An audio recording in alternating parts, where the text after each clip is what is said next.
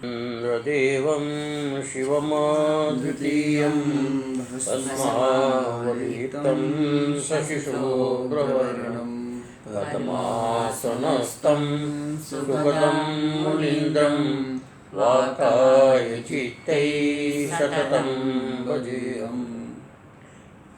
गुरुर्ब्रह्मा गुरुर्विष्णु गुरुर्देवो महेश्वरः गुरु साक्षात् परं ब्रह्म तस्मै श्री गुरुवे नमः। ध्यानमूलं गुरुमूर्तिं पूजामूलं गुरुपदं मन्त्रमूलं गुरुवाक्यं मोक्षमूलं गुरुकृपा। ओम चंडिकाय ओम। 4 से 8 तक करेंगे। संयमीन्द्रियग्रामं सर्वत्र समबुद्धयः ते प्राप्नुवन्ति मामेव सर्वभूतहिते रताः क्लेशोऽधिकतरस्तेषाम् अव्यक्तासक्तचेतसाम् अव्यक्ता हि गतिर्दुःखम् देहवद्भिरवाप्यते येषु सर्वाणि कर्माणि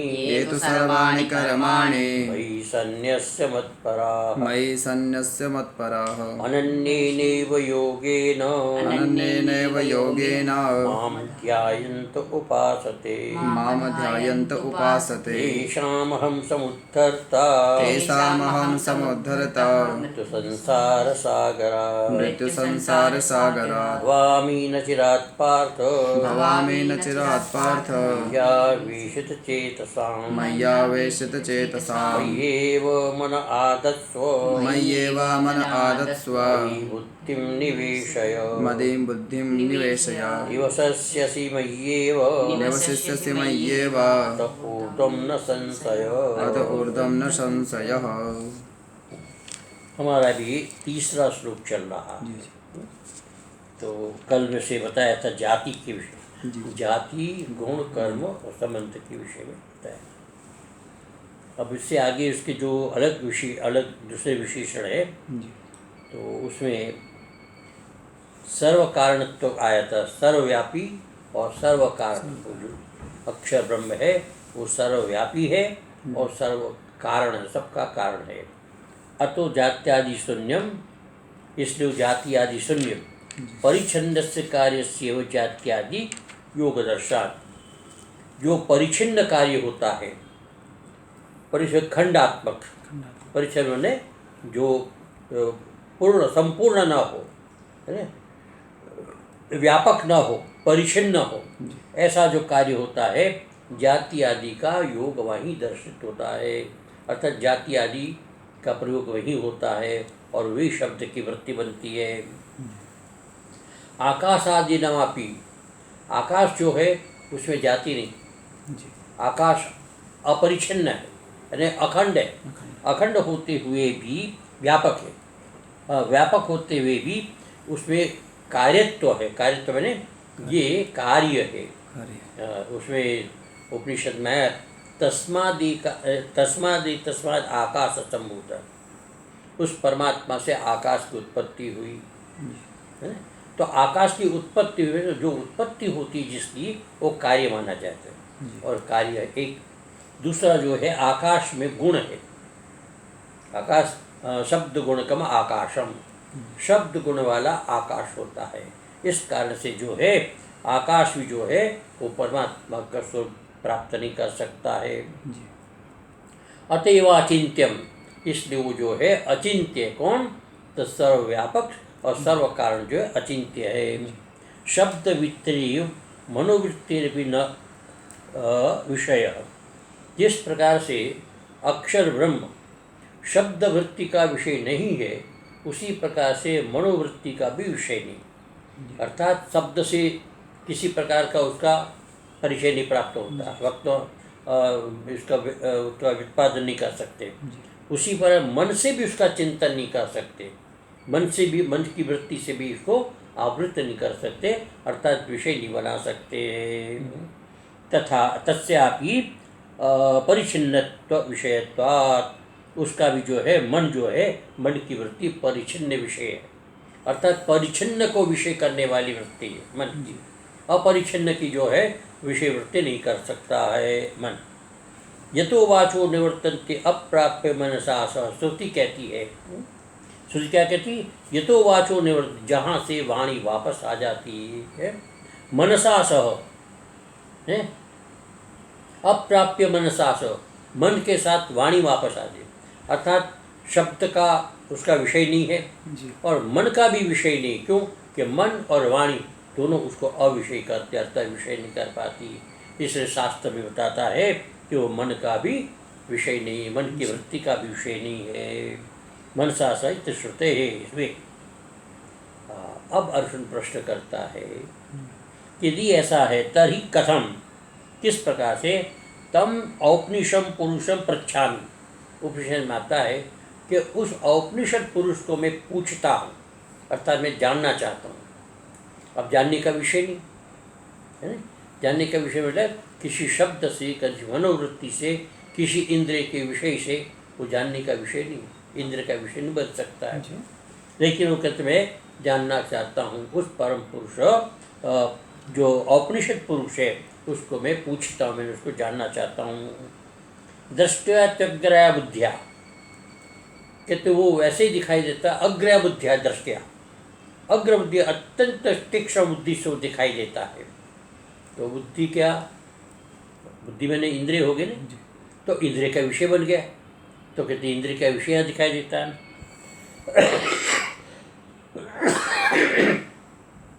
और शास्त्रों नियत्वात्, शास्त्र प्रमाण है इसके अंदर, तो शास्त्र के द्वारा प्रतिपाद्य है। तो इस प्रकार से सूत्र जो है बताते हैं। तो उसका क्या समाधान? तो यहाँ मधुसूदन सरस्वती कहते हैं उच्यते, उसके समाधान के विषय में बताते हैं। अविद्या कल्पित संबंधेन शब्द न्यायाम बुद्धिवृत्तो चरमायाम परम आनंद बोध रूपे शुद्धे वस्तुनि प्रतिबिंबिते अविद्या तत्कार्यो कल्पितयोर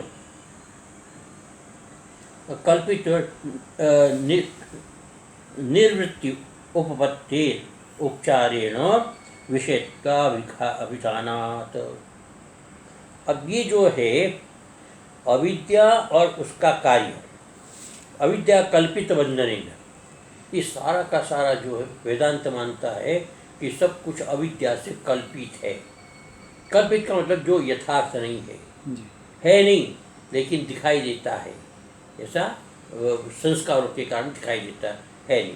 तो अविद्या कल्पित संबंध से शब्दजन्यायाम बुद्धिवृत्तो, शब्दजन्य जो बुद्धिवृत्ति है उस वृत्ति की चरम सीमा, चरम वृत्ति में अंतिम वृत्ति कहते हैं। तो परमानंद बोध रूपे शुद्धे ब्रह्मणि, परमानंद बोध रूप शुद्ध जो ब्रह्म परमात्मा यह अक्षर है, ऐसी वस्तु में प्रतिबिंबित, प्रतिबिंब बढ़ता है। अर्थात ये जो इसका इसमें शुद्ध ब्रह्म में इसका प्रतिबिंब पड़ता है। तो शुद्ध ब्रह्म का वो अधिष्ठान में प्रतिबिंब पड़ता है। अर्थात जो ये सारा जगत है, उस जगत के अंदर जो है प्रतिबिंब पड़ने से, चैतन्य का प्रतिबिंब पड़ने से अविद्या तत्कार्य, अविद्या और उसका कार्य कल्पित है, एक कल्पित है। ऐसा होता है कि जो अध्यस्त होता है, जैसे अधिष्ठान और एक अध्यस्त दो होता है, तो ब्रह्म जो है अधिष्ठान है, वो जगत है वो अध्यस्त है।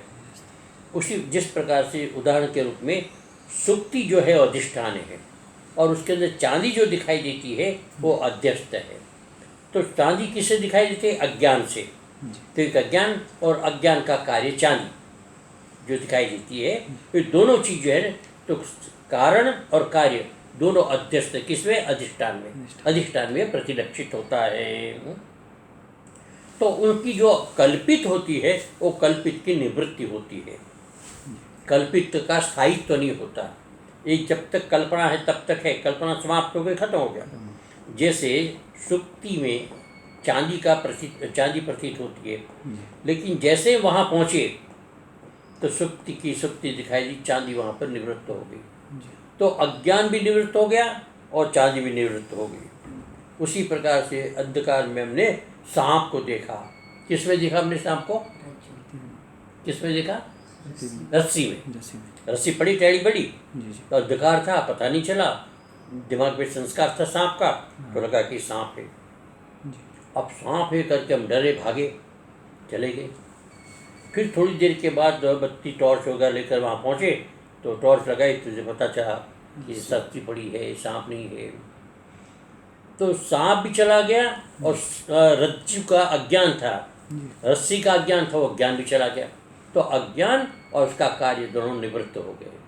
इसी प्रकार से जब निवृत्त हो जाता है अज्ञान, उसका कार्य निवृत्त हो जाता है, तो यहाँ पर जो है शुद्ध ब्रह्म का अनुभव होता है। उपचारेण उत्पत्तिरुपचारेण विषयत्वाभिधानात्, वो विषयत्व अविषयत्व है, अर्थात विषयत्व अभिधान, विषय नहीं होता है। तो शुद्ध चेतन का विषय नहीं है, शुद्ध चेतन विषय नहीं, विषय न होने के कारण अतस्तत्र कल्पितम अविद्या संबंधम, इसलिए कहते यहाँ जो ये जो अविद्या संबंध से कल्पित है जगत, जो है अविद्या के कारण सारा कल्पित जगत है। वास्तव में ब्रह्म में किसी प्रकार का कोई कार्य नहीं है, कोई कारण नहीं है। तो अतस्तत्र कल्पितम अविद्या संबंधम प्रतिपादयितुम आह, इसका प्रतिपादन करने के लिए बताते हैं कूटस्थ। क्या है ना? कूटस्थ जी, कूटस्थ। अब कूटस्थ क्या है? यन्मिथ्याभूतं सत्यतया प्रतीयते तत्कूटम। जो वस्तु मिथ्याभूत होती है, जो वस्तु असत्य होती है ना, और सत्य रूप में प्रतीत हो, न होते हुए भी सत्य रूप में जो प्रतीत हो, उसको कहते हैं कूट। इसको कहते हैं कूट। कूट का मतलब जो न हो और प्रतीत हो, उसको कहते हैं कूट। तो कूट इति लोकी रुच्यते, संसार में इसका इस प्रकार से बोध होता है, उसको कूट कहते हैं। अब कूट के लिए उदाहरण देते हैं। कूट कार्षापण, कूट साक्षी, ऐसे शब्द का प्रयोग होता है। अब कूट से कुटिलता बनता है, बुझे? कूट से कुटिलता, तो कहते कुटिल, कूट कार्षापण, असत्य कार्षापण, असत्य साक्षी है ना, साक्षी का कोई वो नहीं है, इत्यादि इस प्रकार से इसका प्रयोग हो गया। अज्ञानमपि मायाख्याम सह, अज्ञान किसको? मायाख्य, माया जिसका नाम है, ऐसा जो अज्ञान है उसके साथ सह कार्य प्रपंचेन, उससे उत्पन्न होता है कार्य। माया से या अज्ञान से जो है कार्य की उत्पत्ति होती है। तो माया और माया का कार्य दोनों को, मिथ्याभूतम अपि, मिथ्या है, झूठा है, नहीं है, तो भी लोक ही सत्यतया प्रतिमान, संसार में लोग इसको सत्य रूप से इसको मानते हैं। अब हम देखते सारा, हम सब लोगों को क्या लगता है? संसार सत्य है, ऐसा लगता है ना? है नहीं। शास्त्र कहता है कि जगत का कोई अस्तित्व नहीं है। शास्त्र कहता है सब अज्ञान से कल्पित है, लेकिन फिर भी हम उसको सत्य मान करके व्यवहार करते हैं। जब जब किसी प्रकार की घटना होती है, सत्य मान करके हम सुखी और दुखी होते हैं। किसी भी प्रकार की कोई घटना, कोई वस्तु, कोई विषय किसी प्रकार से सत्य नहीं है, लेकिन हम उसको लोक व्यवहार में सत्य मान करके व्यवहार करते हैं। इसको कहते हैं लोकई सत्यतया प्रतिमानम कूटम। ये कूट है, जो न होते हुए भी जो दिखाई देता है वो कूट है। तो ये कूट है। तस्मिन् आध्यासिकेन, इस कूट में, आध्यासिक ने अध्यास से, अध्यास में एक प्रकार से उसको होता है कि न होते हुए भी प्रतीत हो, अध्यास, न होते हुए भी प्रतीत हो। अध्यासिकेन संबंधेन, आध्यासिक संबंध, अध्यास से, अर्थात अध्यास से अधिष्ठानतया तिष्ठति, अधिष्ठान रूप में दिखाई देता है। अब क्या होता है कि सिप्पी में चांदी की प्रतीति हुई। जब हमको चांदी की प्रतीति हुई तो कहाँ चांदी की प्रतीति? सिप्पी में। लेकिन सिप्पी दिखाई नहीं देती, वहाँ चांदी दिखाई देती है। सिप्पी अच्छा, रज्जु में सर्प दिखाई दिया तो सर्प हम देखते हैं, उस समय रज्जु दिखाई देती? नहीं दिखाई देती। तो वहाँ तो अधिष्ठान जो है सांप ही दिखाई देता है। तो अधिष्ठान में सांप दिखाई देता है और सांप को ही हम सत्य मानते हैं, रज्जु को नहीं मानते, रज्जु हमको दिखाई नहीं देती। तो कहते इस प्रकार से संबंध तस्मिन् आध्यासिक के न संबंधी न अधिष्ठानतया तिष्ठति, अधिष्ठान रूप से कूट वहाँ रहता है। कूट में वो यानी कि एक प्रकार से अध्यस्त है, कूट उसमें अध्यस्त है, कूट उसमें अध्यस्त है। अध्यस्त होने के कारण कूटस्थम अज्ञान तत्कार्य अधिष्ठानम। अब अज्ञान और अज्ञान का कार्य अधिष्ठान के रूप में हो जाता है। वहाँ पर सिप्पी नहीं दिखाई देती, यहाँ सर्प नहीं दिखाई, केवल और केवल सर्प दिखाई देता, अज्ञान होता है और अज्ञान से सर्प होता है और सर्प की क्रिया दिखाई देती है। न हिलते हुए हिलता दिखाई देता है। चांदी में किसी प्रकार की गतिविधि न होते हुए चमकती हिलती चांदी, इस प्रकार से इसका प्रभाव दिखाई देती है। तो ये सब चीज़ जो है ना अध्यस्त होता है। तो अधिष्ठान उसको कहते कूटस्थ है, न होते हुए भी दिखाई दे, अधिष्ठान का आवरण करके वो रहता है, लेकिन वास्तव में वो अधिष्ठान सत्य ही होता है, अध्यस्त असत्य होता है। तो कूटस्थम ये ऐसा कूटस्थ है, अर्थात जिसके अंदर सारा संसार अध्यस्त है, ऐसा है कूटस्थ है। कूटस्थ अज्ञान तत्कार्य अधिष्ठान, अज्ञान और तत्कार्य का अधिष्ठान है, अर्थात अज्ञान और रज्जु का अधिष्ठान सिप्पी है, अज्ञान और सर्प का अधिष्ठान रज्जु है। इसी प्रकार से ये अविद्या और अविद्या का कार्य का अधिष्ठान ब्रह्म है। इस प्रकार से होता है अधिष्ठान। एतेन सर्वानुपपत्ति परिहारो, इससे सब प्रकार की जो आशंकाएं है, जो इस प्रकार की शंका है कि अभी वहाँ उपनिषद में ऐसा का, उपनिषद ऐसा का, ये सब का परिहार हो जाता है और समाधान हो जाता है। अतएव सर्व कारणाविद्या कल्पिता तदधिष्ठानं साक्षी चैतन्यम निर्विकारम इत्याह। इसलिए कहते अतएव सर्व कारण, सबका कारण, मूल कारण, सबका मूल कारण अधिष्ठान ब्रह्म। यदि अधिष्ठान न हो, वह रज्जु तो सर्प की कल्पना कर सकते? नहीं कर सकते। सिप्पी ना हो तो चांदी की कल्पना कर सकते? तो अधिष्ठान का महत्व है, अध्यस्त का कोई महत्व नहीं है। इसी प्रकार से कहते सर्व विकार कारण, सब प्रकार के विकार का कारण अविद्या और अविद्या से कल्पित कार्य, अर्थात अविद्या से न होते हुए दिखाई दिया ये अविद्या, और जो दिखाई देने वाली वस्तु है वो कार्य। तो इस प्रकार से प्रपंच जो है कल्पितत्वात् अधिष्ठान साक्षी चैतन्यम, उसका अधिष्ठान कौन है? तो कहते साक्षी चैतन्य, साक्षी चैतन्य ये सबका अधिष्ठान है। जिस प्रकार से रज्जु और रज्जु का अज्ञान और रज्जु का आश्रय रज्जु है, सर्प और सर्प का आश्रय दोनों रज्जु है, उसी प्रकार से अज्ञान और रज्जु का आश्रय सिप्पी है। सिप्पी इसी प्रकार से संपूर्ण अविद्या और अविद्या का कार्य जगत, ये जगत का आश्रय कौन है? तो वहाँ पर ब्रह्म है, साक्षी है। तो इस प्रकार से यहाँ पर साक्षी चैतन्यम निर्विकारम इत्याह, साक्षी चैतन्य निर्विकार है, उसमें किसी प्रकार का विकार नहीं होता है। अर्थात कहने का मतलब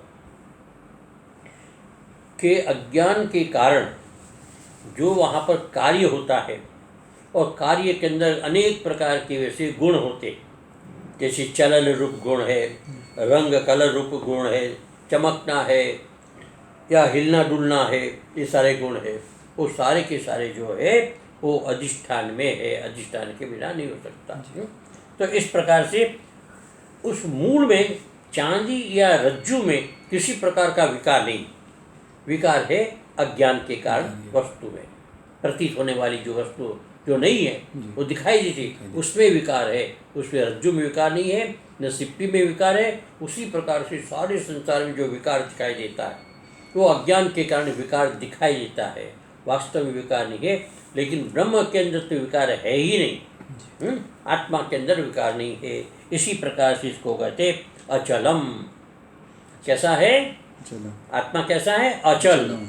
चल मैंने, चलन मैंने विकार, उसके अंदर किसी प्रकार का विकार नहीं। उस परमात्मा में, वो ब्रह्म में, अक्षर में किसी प्रकार का विकार नहीं है। अचलत्वादेव ध्रुव, जो अचल होता है वो ध्रुव होता है। ध्रुव मैंने सत्य, जिसमें कभी किसी का नाश, ध्रुव जैसे तारा होता है ध्रुव का, उसी को लेकर लक्षित करके सत्य। जैसे ध्रुव का तारा कभी किसी प्रकार से विचलित नहीं होता है, कभी किसी प्रकार से उसका अभाव नहीं होता है, उसी प्रकार से जो चैतन्य है, उस चैतन्य किसी भी काल में उसका अभाव नहीं होता है, स्थिर है, उसके अंदर विकार नहीं है और वो सत्य है। एतादृशं शुद्धम ब्रह्म माम पर्युपासते। इस प्रकार का जो कौन, जो निराकार की उपासना करने वाले जो लोग हैं, वो व्यक्ति इस प्रकार की एतादृशं शुद्धम ब्रह्म, शुद्ध जो ब्रह्म है, ऐसा जो मुझको उपासना करते, मेरी उपासना करते हैं। भगवान कृष्ण कहते हैं शुद्ध ब्रह्म, मैं शुद्ध ब्रह्म हूँ, मेरी ही उपासना करता जो सर्वव्यापक है तत्व, मेरा जो दूसरा स्वरूप है निराकार स्वरूप है, उसकी वजह से उपासना करते हैं। अब उपासना क्या है तो उसके विषय में थोड़ा सा यहाँ पर बताया गया है। उपासनम नाम, उपासना कहते हैं यथा शास्त्रम उपास्य अर्थस्य विषयीकरणेन सामीप्यमुपगम्य तैलधारावत, आगे भी उसको बता देंगे।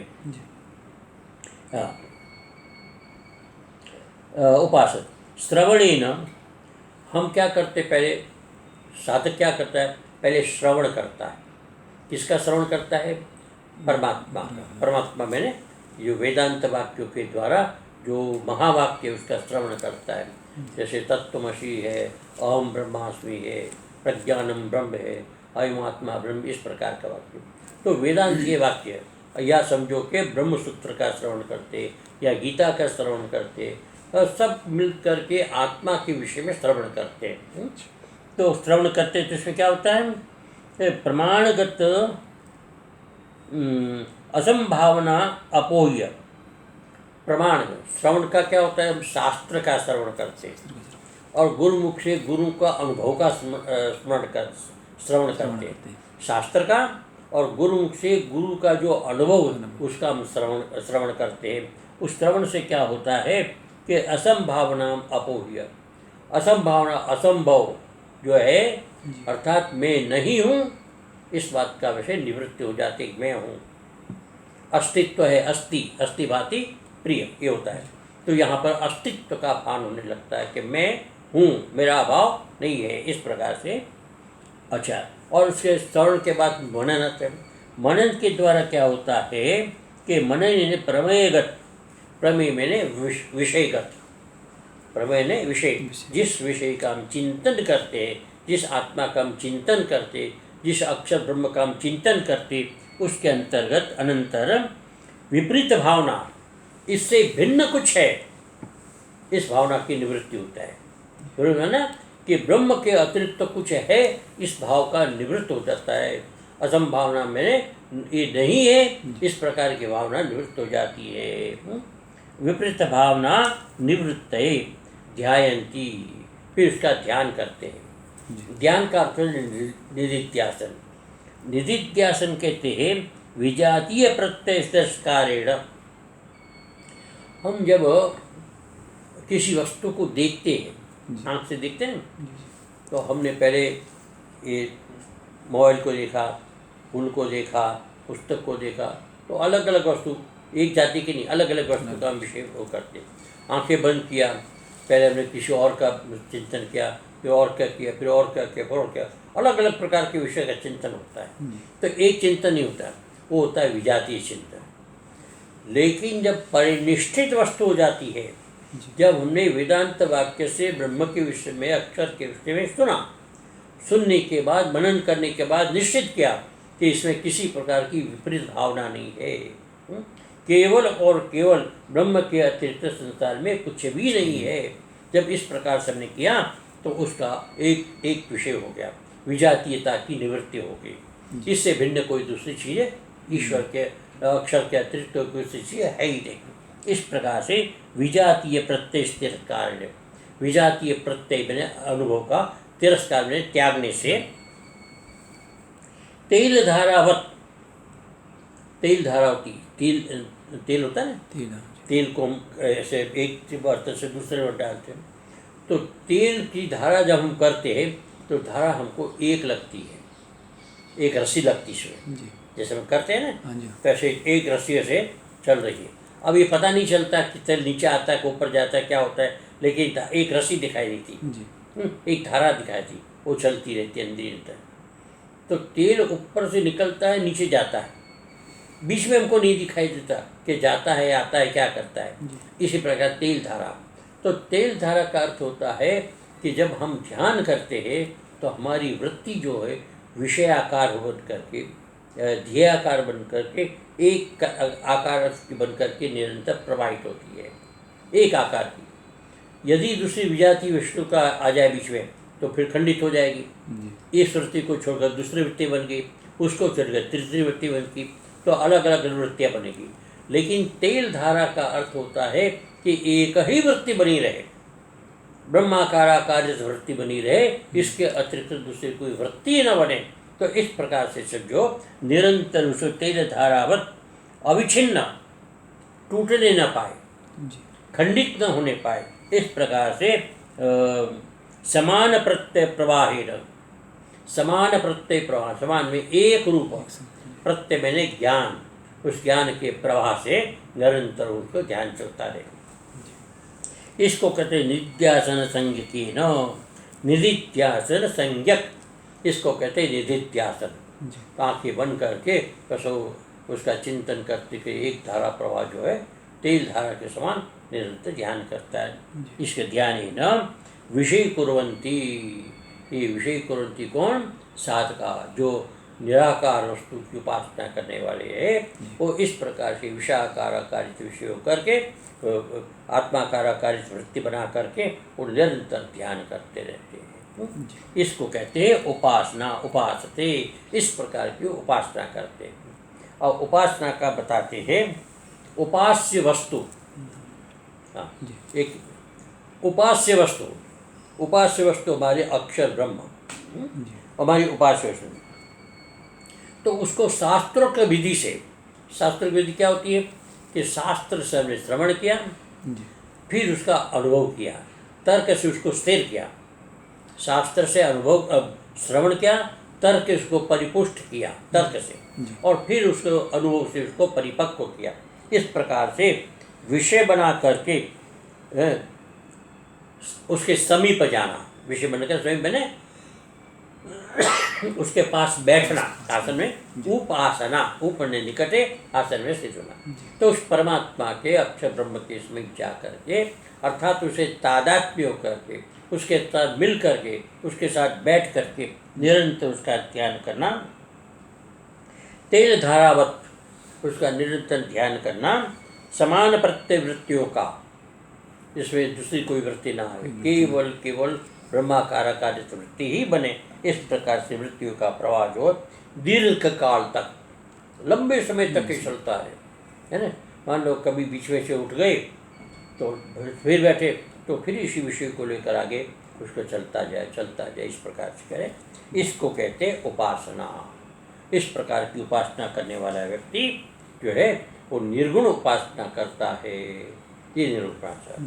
अब भगवान आगे कहेंगे, अच्छा अभी है एक श्लोक, उसके बाद भगवान कहेंगे कि दोनों में से जो है ये बड़ा कठिन रास्ता है निर्गुण उपासना का, सरल जो है सगुण उपासना का रास्ता है, उस रास्ते पर तुमको चलना चाहिए। ये अपने कल करेंगे। ओम पूर्णमदः पूर्णमिदं पूर्णात् पूर्णमुदच्यते पूर्णस्य पूर्णमादाय पूर्णमेवावशिष्यते। ओम शांति शांति शांति।